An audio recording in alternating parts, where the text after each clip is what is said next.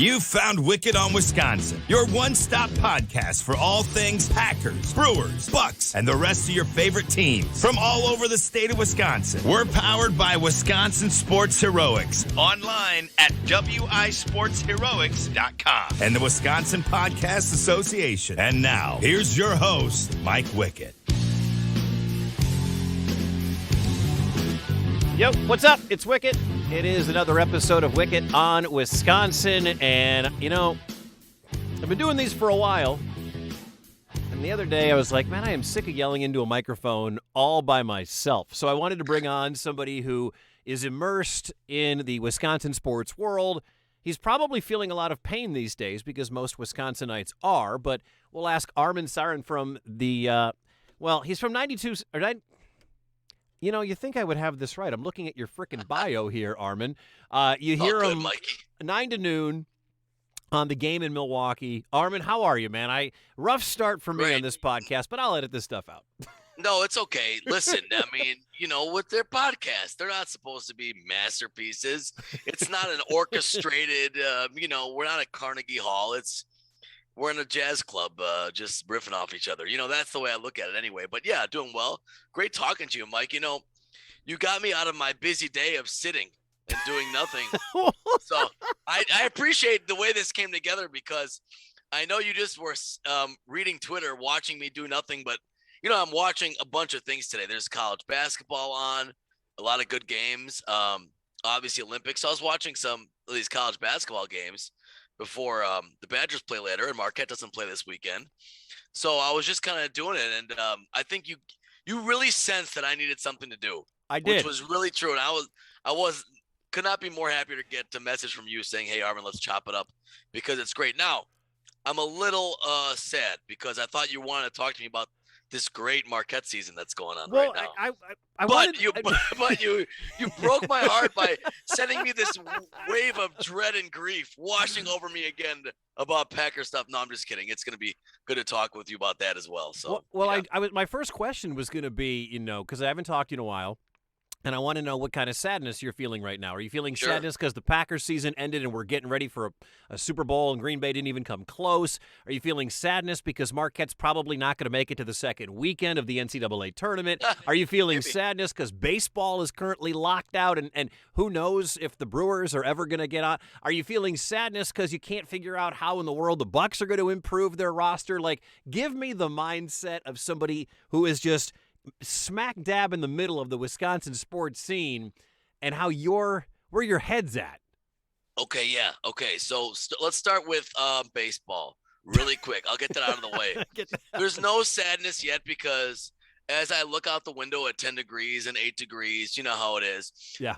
The idea of summer is not even a remote thought yet, which means there's still a lot of time in my head. I think there's still time for baseball. I'm not worried about baseball until we at least crack 30 degrees. Okay. All right. For it to turn around. Now, will there be a season? It'll probably start late. We know that by now, but it's out of sight, out of mind right now.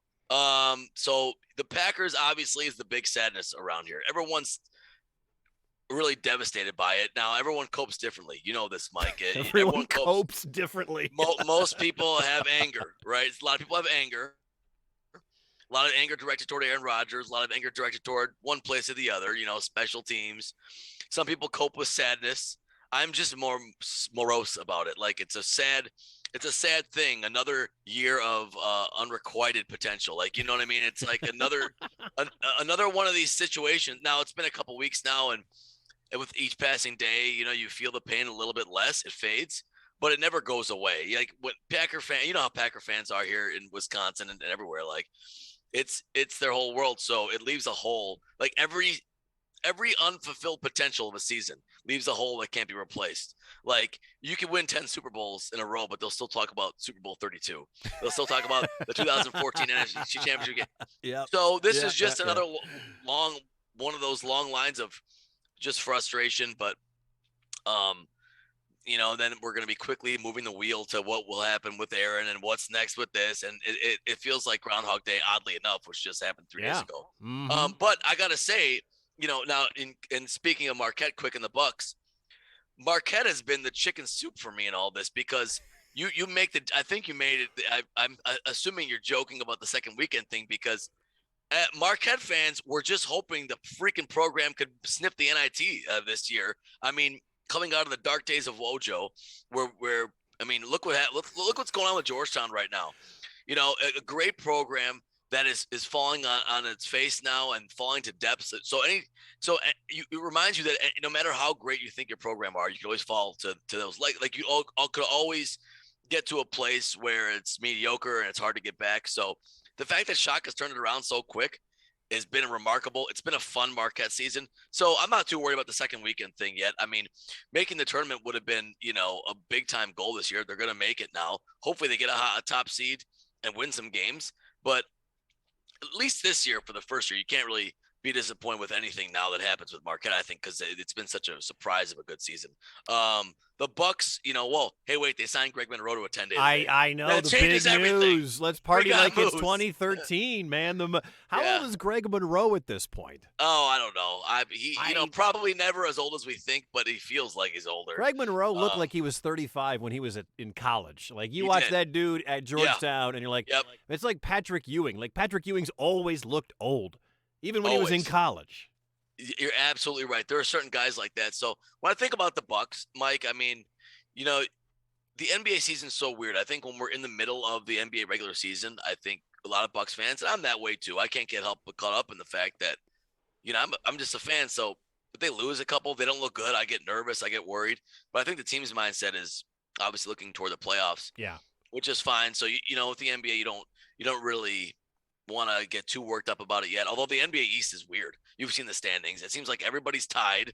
I mean, everybody's within a game of each other. The whole it's weird. The whole doesn't matter to the playoffs thing is true, but you still want to set yourself up with a halfway decent seed. I mean, now with the whole play-in thing, you don't want to be in that whole play-in area and but I think the Bucks are fourth. But everyone's separated by a game. It's absolutely crazy. But there's questions to be answered for this Bucks team. The main one is the whole Brook Lopez, will he or won't he be back? And if not, what do you do with a big man? You have to go get one, right? Well, what I always know is back injuries never flare up again, especially for guys who are 7 feet tall. Once you clear the first back injury, usually you're good. They never come back and bother you.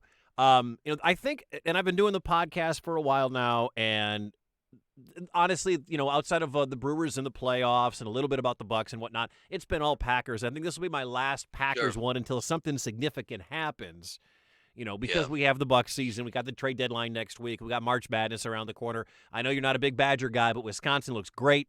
They're playing really well. Oh, yeah, absolutely. They might have the Big Ten Player of the Year. They may have a contender for National Player of the Year.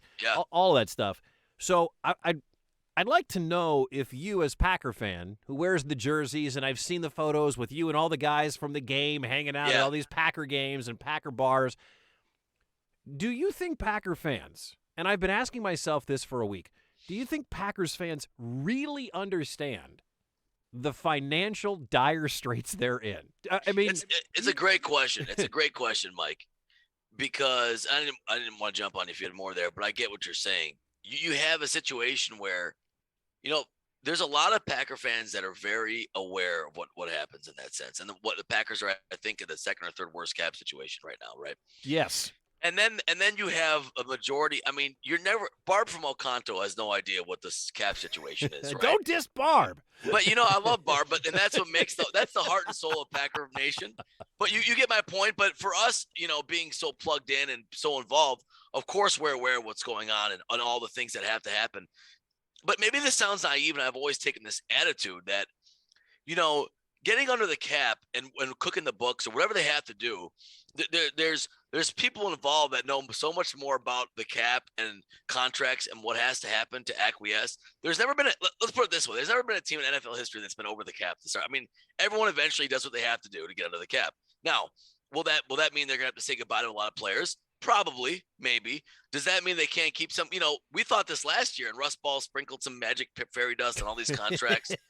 Now, I'm not saying he can do it again, but I guess my point is, I know there are people, well, aka Russ Ball, that is much more knowledgeable and qualified for me and they probably have a plan in place for what they have to do. Now, does that mean they're not in a bad space? No, they're in a really bad space in the cap, and it probably means huge restructuring or saying goodbye to a number of players. Because I know, and I think we're going to get to the whole Rodgers Adams thing. It's easy to say, I want these guys back.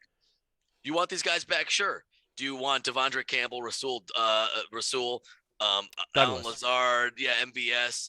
You can go down the line. I mean, Preston, Zadarius, there's a lot of guys that need their contracts done. The Packers did sort of set it up for that sort of all-in kind of situation this year. And like you said, you can cook the books, and I've always said that if you want to make the salary cap work, you can.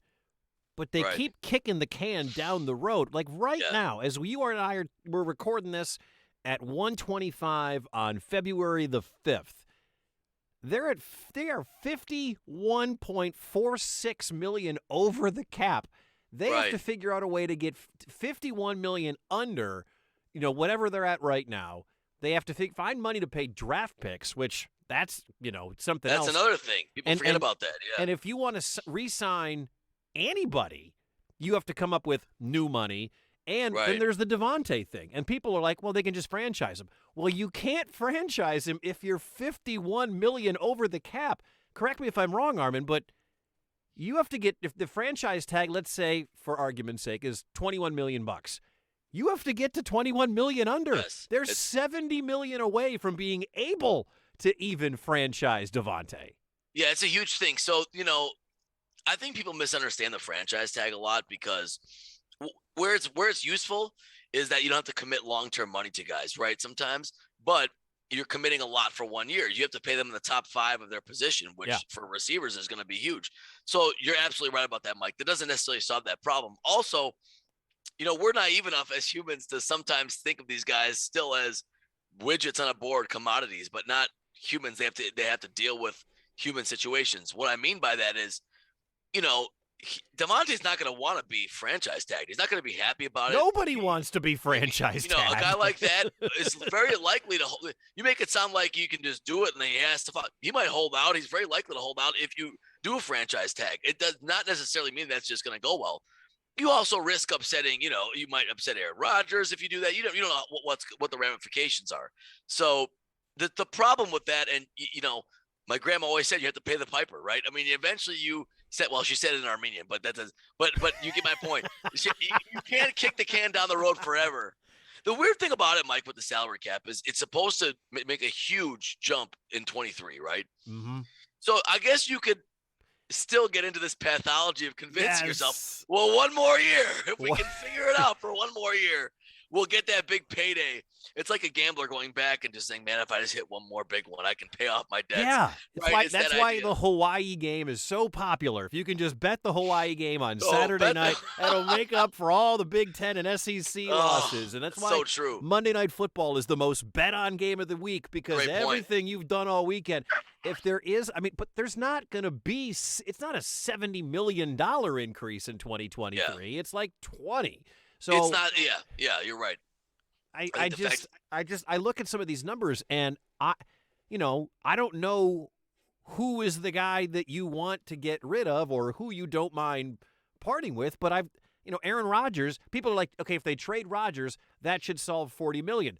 No, they still owe 26 on the dead cap. Oh yeah, that's only like a $10 million chunk or whatever it is. Right, the Packers are in such a crappy spot right now that this team, this was it. This was the all-in last dance. Yeah. And, I just look at next year, Rodgers could be gone, Devontae could be gone, Zadarius Smith could be gone, and it still won't be enough. Preston Smith, Randall Cobb, Mason Crosby, all of those guys could be gone, and they're still not going to be underneath the cap. You really, at that point, you have to just ask yourself then, well, what do you want from this next year? I memean, on one hand, there's obviously – it's like deleting space off your phone. You can only shuffle the deck chair so much. Yeah. You're running out of videos to delete.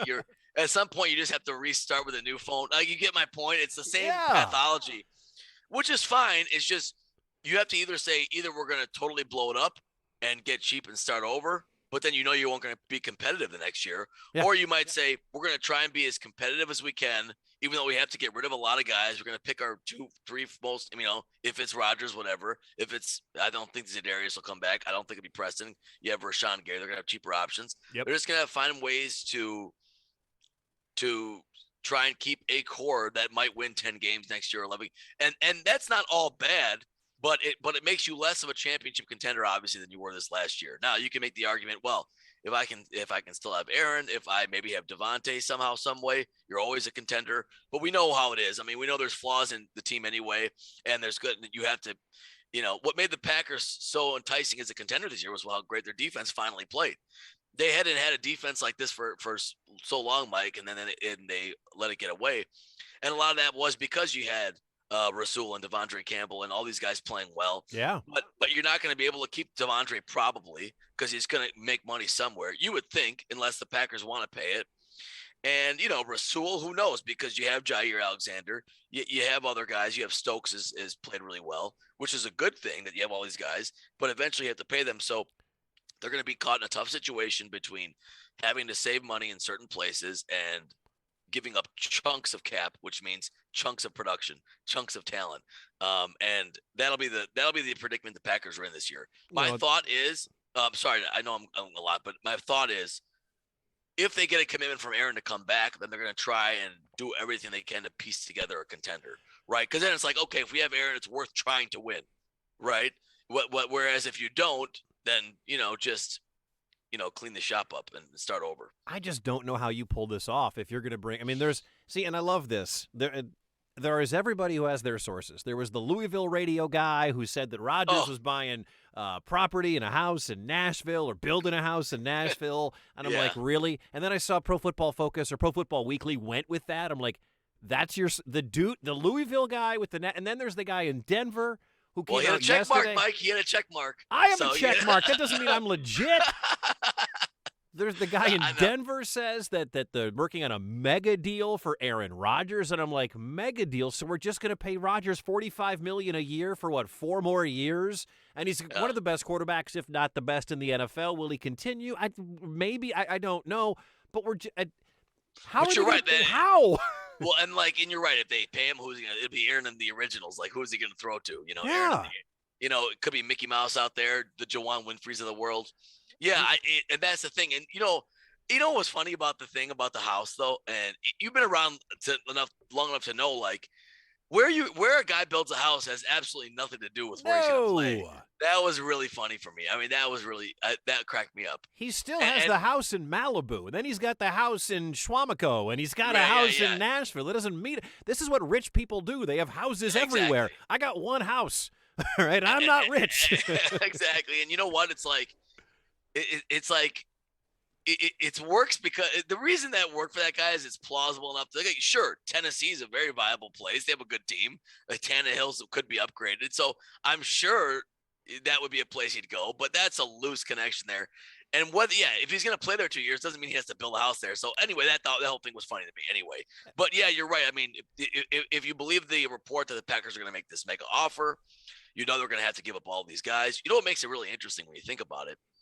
When you think about trying to get rid of cap money, right? You think about guys that are costing a lot, that are kind of maybe older, that aren't giving you the production resolute to what you're paying, right? Stuff like that. Mm-hmm. So you think of where can you shave it off? Randall Cobb, his cap number. We like Randall Cobb, but he wasn't a huge factor. So maybe, okay, is he really worth the 5, whatever the cap number is? Cobb's number next year is 9. His dead cap is 2.7. So you still have to pay 2.7. So you save 7. Right. You save 7 there. I have numbers in front of me. I actually prepped for this conversation. I love that. But here's my point. So you think of that, right? You think of a guy maybe at the end of his rope in Green Bay, Mason Crosby, a guy we still had struggles this year, but for the money he's been making now, is he worth it more than a rookie kicker? There's another guy, right? His number is 4.7. His dead cap is 2.3. So you're saving $2.5 million. There's another guy. And then the third guy I think of is Mercedes Lewis, a guy that was productive this year in times, especially when Tunyon went down. But another guy that's old that probably makes 4, I think, what's his cap number? 2 to 4, right? Let me look that one up. That one I don't have. I don't have the Packers' third tight end reference. Sorry, but I'm making a point here that there are certain guys that you could find a way to shave. If you got rid of those guys and you save that cap number. But what's interesting about that is these are all of Aaron's best friends. Yeah. Like that changes. And his buddy is Nathaniel Hackett. And Getsy, those are his boys that are now working in Denver? yeah, that factor's there, right? You have the factor of those guys leaving, but like you have to make a decision. Like if the Packers' decision is we want to woo Aaron back, we want to make sure he's back as quarterback, we have to find a way to get cap space for him.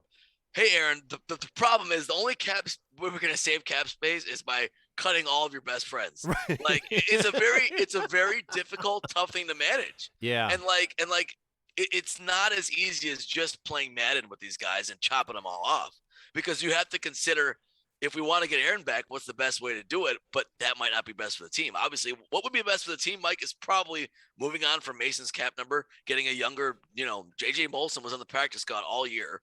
You can make the league minimum probably. You can find a kicker in the 6th round. Right. That can be good. Yeah, you get my point. I mean, and it's not like, and of course, what makes that easier is that Mason had kind of a down year, right? He had struggles all year. So, stuff like that. The worst year of his career. Like his Right. first year was 15 years ago. It was in 2007 or whatever. He's almost 40 now. Like, so part of you says, well, Mason, maybe he'll do the Packers a solid and just retire. But that's not going to happen. If he can make money kicking here or somewhere else, he probably will. So it makes it pretty difficult. Would he take a pay? Would some of these guys take a pay cut if Aaron asked them to? That type of stuff is usually puppy dogs and ice cream Candyland by fans. Yeah. Take a pay cut for the team. That is not reality most of the time. You know that, Mike. Well, that's what everybody says about Rodgers, and I think they're right. Like, I know the comparison between Rodgers and Brady is pretty moot because look at the rings and everything that. But Brady took less than top dollar. So the teams in New England and the team in Tampa could have extra money. Yeah. Rodgers has never done that, and I don't think Rodgers has to. He's going to be the 2-time MVP. Why would he take $22 million when he can get $42 million? None of us would do that. But I think that's the difference between Brady and Rodgers is simply that, is that Brady was all about Super Bowls, and Rodgers, the knock on Rodgers is he's all about Aaron. And I don't know if that's necessarily true, but the salary situation makes it look like that. Yeah, yes, I agree with it, and I don't. And of course, that's the trope people go to, and it's true that Brady took less money, but he's like, it's like the 1%. I mean, not many guys in the history of sports take less than they're worth. No, and I'm not. So it's hard for me to say now. It's funny you say that because like, could he take less? Like, yeah, it could happen. Brady did. Like, give Brady credit for that.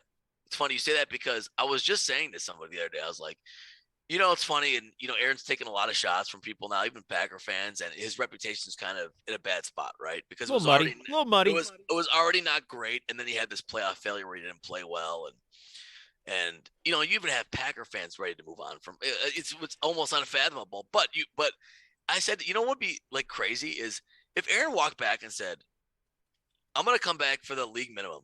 Like, it would never happen. I get it. No. But that would, if you were advising Aaron, and Aaron, let's say he's really concerned about his reputation, his image. If he cares what Packers fans think, his next contract would be 3 years and $40 million total. Right. It's like, do you want to, if you really wanted to change the legacy and what people will always say about you, play for the freaking league minimum, whatever the veterans minimum is. What are they going to say about you that you don't want to win? Like that would totally change the conversation. Of course, it's pie that would never happen. No. And I just thought it was interesting. It was just something that was interesting to me when I thought of it. Like, what if he actually did that? Like, it would be quite incredible to see how people's shock and attitude toward him might change, but it won't happen. He would go from baby to heel to face all over again, just like that. Exactly. But it's just interesting. I mean, it comes down to the fact that you just can't say to another person what they should do with their money. I mean, you can, but everyone thinks, everybody that works their regular job here, like all the working class Packer fans, we all think like this guy's got more money than he needs. It's all funny money to him, but that's just not the reality, Yeah. I mean, it's all relative. I mean, it's easy for us to say, but he's not going to cash in making $40 million a year the rest of his life. Like, this is it. Not that Rodgers is ever going to struggle, because when you have that money, it's in the bank, it's in your investments or whatever. But there's nobody, you can't legitimately be like, Aaron, you should take $2 million a year, even though you could get $42 million a year. If they do trade him, they still, if Armageddon happens, if Armageddon happens and they actually do trade him, they still owe 19 on the dead cap, if it happens after June 2nd or whatever. Now, Denver, of course, is that team. And hear me out on this. Denver has 3 really good safeties, and one of them's really young. as we're trying to figure out a way to chip down this ridiculous cap situation, I love Adrian Amos. He's been a huge part of the last couple of years. But could you trade for his replacement, cut him, save $7 million more? Would you, and there would be draft capital and all that other stuff that would come back. Yeah. But is it possible to move on from Adrian Amos? Yeah, I think that's a guy. I mean, you're going to have to find spaces and places where you do want to cut cap space, and he's probably one of them. Yeah. Along with along with a guy like Zadarius, along with guys that you think could be. Dude, Zadarius Smith, you cut Zadarius Smith at the right time, you're saving $15 million. That's a big chunk. His cap hits 27, his dead cap is 12.3. Like that's because they got Gary playing so well, that has to be a move they make. I think that's the one that's the most obvious to me. And yeah, Amos is a guy that you could see working now. Would a lot of guys rework their salary, their contracts like last year? How much potential is there to make it work with that? I don't even know. I mean, Russ Ball, I know some people were wanting to get Russ Ball jerseys last year because they loved the way he was reworking everything in the offseason. But I think that's probably a place you'd have to go. Amos, probably Zadarius, probably a couple guys on offense. I don't know if Lazard is a big piece. But can you keep him and MVS at what they're going to be making? It's a difficult situation. Where are you at on Jordan Love?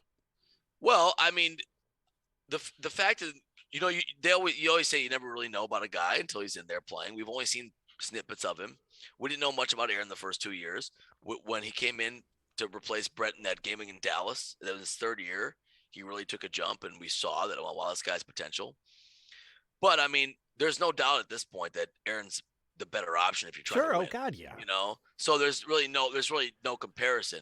Can Jordan Love be good? Maybe. We don't really know. Nothing that we've seen has really excited us yet about him. He had to start against Kansas City. Now, could he make another jump this offseason and make another rip of improvement? Maybe. I thought he actually looked better in the Detroit game than he did in the Kansas City game. It's probably going to be a different offense with Jordan Love. I think it's going to be short passes and runs a lot more. Maybe more true to the LaFleur, game plan that you. And I'm fine with that because I'm okay with that if that's productive. I've bought my 2 jerseys I've got going forward. I'm trying to get in like Bitcoin. Right. I have my AJ Dillon jersey and I got my Jordan Love jersey. And nice. I mean, if they trade Love or Rodgers is back next year, that might be more like a Dogecoin than a Bitcoin jersey that I've got. But I got in on both of those guys early. And what you just said. A LaFleur offense, a Shanahan offense is more predicated on the ability to run the ball. And Dillon's injury was so big in that cold game a couple of weeks ago. That really changed things. They were moving the pile. But I feel like between Dillon, who they used a lot of draft capital to get, and Aaron Jones, who they just gave a big contract to, don't put it all on Rodgers or don't put it all on Love. I'm okay with that moving forward. I don't know. They're not going to win 13 games and win the North and host the playoffs next year if it's a Jordan Love offense. But I think it can't. Remember back in 2008, I was living in Green Bay for a week at a Motel 6 during Favre Watch. Yeah. And I was there at training camp when people were booing Aaron Rodgers and holding up signs that not our quarterback and fire Thompson and all that stuff. And I'm like, man, if you could just change the name from Rodgers to Love. Right. It's the same conversation that we're having. So as much as it would pain me to see Rodgers playing for another team or whatever, it's almost inevitable that it has to happen. Yeah, maybe. I think the difference is that the Packers saw more out of Rodgers at that time, and they were ready to move on to Rodgers than the Packers see in Love right now. I just get that sense. I don't know if that's fair, but it would be a pipe dream for us to believe that Jordan Love could replicate the success that Aaron replicated from Brett. Like, it's just not realistic. Could it happen? You just never know what you're going to get. You might have somewhere in between. You might have a guy that's above average, serviceable. We just don't know what we're going to get. But if it's me, I'm trying to ride Aaron till the wheels fall off. I just think it's worth trying. Is this the best we can get out of Aaron? One of the great he's going to be a 2-time MVP. But what's he got to show for it in the last 2-time MVP? In the last 2 years, he's won the MVP. Yes, but I think we've seen more than ever this playoffs as a team game. He didn't play well in the playoffs. They still could have won if they executed. He didn't play well in the second half of that game against Tampa a year ago. Brady gave him the ball 3 extra times. He scored 3 points. Yeah, and you have to have things go. we extrapolate so many results of playoff games that can be decided by one play here and one play there. So it's hard. It's, just because it didn't happen last time doesn't mean it can't happen going forward. It doesn't look good, obviously, for what's going to happen, especially if they're down players because of the cap. But I think if you're trying to build a contender year in and year out, I'd rather have a guy that can give you 10, 11 wins than who knows what they'll be under Love. I don't want to say they can't be good. We don't know that. We don't know. So I don't know. But I don't necessarily buy into the notion that because there's been repeated playoff failures, you quit trying with it. Now, to me, it's like he's still your best option. He's still a great player. Just because the playoff game didn't go that well. I mean, there's been a lot of games. They could have won that game still. I mean, there's been a lot of playoff games that were lost by great quarterbacks, and then people just didn't pitch them and try something new. And so I don't know. That's just the way I come down on that. I mean, they could have won that game, even though he didn't play well. And they maybe should have still won the game. Well, I mean, and then who knows what happens the next week? So San Francisco didn't score an offensive touchdown. They were unable to run the ball. Garoppolo is the worst playoff quarterback of all the 12, 14 playoff teams, and yet still, your two-time MVP, the soon-to-be four-time MVP, and in my opinion, still the greatest thrower of the football the planet has ever seen, he couldn't muster you more than one offensive touchdown in the entire game at home. You had the week off. You got your guys healthy other than your left tackle. You were playing in the cold weather. You had the intimidating factor of the frozen tundra, and he let you down. It and just feels gross. That will be the great like disappointment, the great shame of it is like all that is true, and that's an opportunity for ever lost. And the frustration I think is like why he couldn't play better in that game the way he played all year. And that's always going to be the disconnect between what happened and what could have happened and what should have happened and why it went that way. And it seems that that's a pattern in Green Bay. And I think that's the most frustrating thing. What's Kuhn say?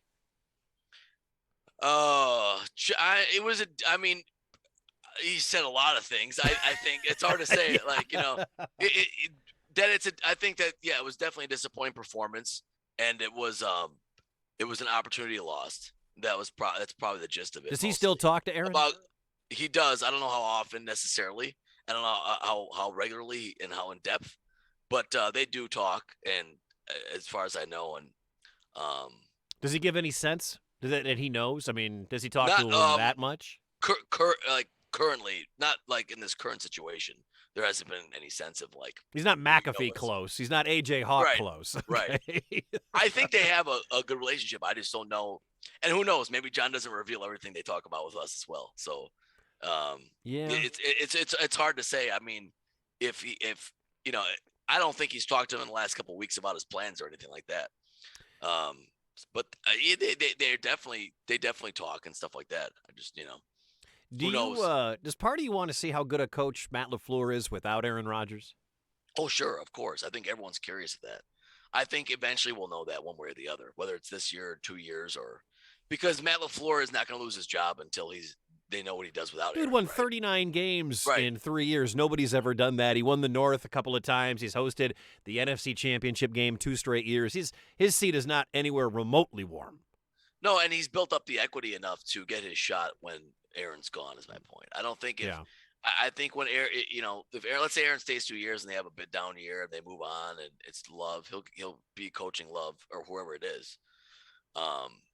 Because I think you want to obviously see it's interesting. You look at that whole tree, that Shanahan, McVay, Love, those guys are all together, and they've all had good success in this league. And LaFleur's the only one that hasn't been to a Super Bowl, and he's probably the one that has had the most talent. So that's kind of the frustrating part of it. Yeah, won the most games, but hasn't been able to turn it in. It's just we love the NFL because of I think how difficult it is to consistently win, and how tight and thin the margin between success and failure is at all times. I mean, look at this NFL playoffs, Mike. You had games decided by 3 points last game, second field goals. It's really wild. Yeah, the divisional weekend was 4 walk-off field goals and the overtime with Kansas City and Buffalo. Right. It's those small moments and small bounces and small plays and execution here and not that will change history and shape an entire legacy. So that's what makes it so compelling to watch and so interesting. But that's also what makes it so frustrating sometimes. I mean, you feel like you have the best team, you have the best quarterback, but these things happen in these games where it prevents end your season, prevents you from winning, and prevents you from taking advantage of that opportunity. Give me 5 guys, because we've spent a lot of time talking about the cap. Give me 5 guys. I'm going to write this down, actually, so I can add up the amount of money we're going to save here. That are gone in your mind if they have to cut 5 of them. And that is, there's going to be restructuring and whatnot. And don't forget, we never even mentioned this. They have to figure out a way to come up with money to extend Jair Alexander, potentially the best defensive back in the NFL. He and Stokes and Rasul Douglas. Draft picks. Yeah. Draft picks they're going to pay, right? Yeah, so let's get creative, Armen. Let's hear it. All right. So my guys are Za'Darius for sure. Okay, that's a lot of money, right? That saves 15. Okay. So I'm gonna do this in a way where I'm gonna try and keep Aaron. You're keeping Aaron Rodgers around. Okay. Well, you're keeping 12. That, I think you have to try. All right. So. Okay. So you're restructuring Aaron. You're kicking the can down the road further. Yes. Okay. Yes. Right away is Za'Darius. Right away. It's gonna be Randall Cobb. Sorry, Aaron. This is how we have to do it. Oh, your buddies, Aaron. My God. All right. So now, all right. So, okay. There's roughly that amount. Okay. Go ahead. How much was Mercedes? Is that worth? Is that I would $1.5 million. No, I'm keeping Mercedes. He's keeping Big Dog. Gonna keep Big Dog. I think Mason Crosby's another one. Okay, Crosby. That's just too much. That's just too much to spend on a kicker. That is average these days, I think. Let's see. Mason Crosby saves you that amount. Okay, 2.3. See, what's funny is you're not looking at the numbers, but I am. Right, and it's interesting to see where you're kind of throwing out. But this is just from what I know, right? Right now, by the way, you're at $24 million. Yeah, this is not a bad chunk, right? Allen and MVS, Allen Lazard and MVS both cannot last. One of them has to go at minimum. I wish Amari Rodgers had a better rookie year. You know. God, what a depressing season, right? It would have been very helpful to know he was an emerging talent. Especially with Randall. Yeah, he didn't play well this year. I'm gonna probably say MVS. MVS saves you about a couple $100,000. That is minimal. There's not a lot of money. Okay, forget it. And he actually we pick somebody new. Correction, MVS is a free agent. So if they want to bring him back, they got to figure out a way to do it. That's not even a thing. He's not even a factor. I was looking at the wrong number. Oh, Amos for sure. We were talking about Amos. So okay, you're going to ditch. I would definitely have to move on from that. Okay, let's save that. I mean, that's a big chunk. That's almost 8. Yeah, I think that's the key. You have to get those big chunks. So I think Amos and Za'Darius. Cobb, Crosby, Amos. What about who's left? Who's left to cut? I'm trying to think. Who's left to cut? What about Preston Smith is a name. What about Preston Smith? I was just gonna say. Preston Smith is a big Now Preston played really well this year, but he also was on that incentive contract. So I think that's why he played well. And if you look at his career, it's good year, bad year, good year, bad year. Remember 2 years ago he had a terrible year after his first year that was really good. Now Joe Barry's his guy. So maybe that factored into it, but will you get the value you're going to get out of him from last year? Probably not. Right? No. And this way you slub Rashawn Gary and then maybe somebody else you find. All right. So by the way, with those 5, if my math is correct, we are about $46 million under. So there you go. So there's your chance. So you're getting close and restructuring and kicking. So that's not bad. You're losing a lot of guys. You're losing guys Aaron was close to. Mm-hmm. You're losing the cornerstones of your defense from the last few years. But that would be an option. It's not bad. It's not bad. It's not great either. I mean, it's because it stinks to have to. I mean, Za'Darius is the easiest one. I'll send this napkin to Russ Ball. Okay, we figured it out, Russ. We got it solved. By the way, don't you have a feeling that Russ Ball is going to find a way with some loopholes to make it work? I mean, maybe that's just me trying to be overly positive. Yes. This was the same thing last year. It's like Ronald. I mean, we thought there'd be no chance. Worse now than it's ever been. It's worse now than it has ever been. But I mean, been. This was a big challenge last year too, and he found a way. I don't know. Yeah. Who knows? What you might have guys restructuring. You might be able to get a commitment from Aaron and then say, "Hey, Aaron's going to come back for one more year. Can we get you to restructure?" I'm trying to remain positive. I do like the But positivity. I'd be look, in general though, my feeling is they're gonna have to start over sometime. You might as well put that off as long as you can. Why not? I mean, because the whole post Aaron Rodgers life is gonna happen one day. So why not put it off as long as you can? Because it's more likely than not that you're not going to be in as good shape wins and losses wise. So I'm going to give myself a shot to win as many seasons as I can. All right. He's restructuring Rodgers. As long as you're not, I mean, listen, he's going to be, he's a 2-time. I mean, it's because he's still at the top of it. If he wasn't still at the top of his game, it's not like I'm, 2000 Miami Dolphins letting Dan Marino's half of an arm still lay there. Yeah, you're not the Steelers bringing Roethlisberger back for one more year. You have better option. Like Jay Fiedler was a better option in 2000 for the Dolphins, and Ben there would have been a better option here. If there's a better option, that's a totally different story. But right now, it's clearly Aaron. So 9 to noon, 97.3 The Game. You can follow him on Twitter at Armen Saryan. Armen, appreciate it. How's marriage life, by the way? Good, thanks. Good. Yes, I can't believe it's been like 4 months now since Woo! my wedding. Man, look at that. It's good. I don't quite have babies, hanging from the rafters like you do. Don't do it, man. Don't have 3 in a year like we did, man. That's are your parents pressuring you? Or are they asking all the questions about kids? Or her parents asking all of them? When am I gonna have grandkids? Oh, you can only imagine. I mean, especially when your parents are Armenian. I mean, the pressure comes nonstop. I mean, it's just the way it goes. It's all good though. It's great. Well, good to catch up with you. I'm glad I could take you away from your boring Saturday afternoon. Thanks for coming on, man. Continued success. Thank you very much. I appreciate it. Good talking to you, Mike. Later. There he is, Armen from 97.3 The Game, 9 to noon. That's it for this podcast, a weekend edition of Wickett on Wisconsin. My name is Mike Wickett. As always, go Pack, go Bucks, and go Brewers.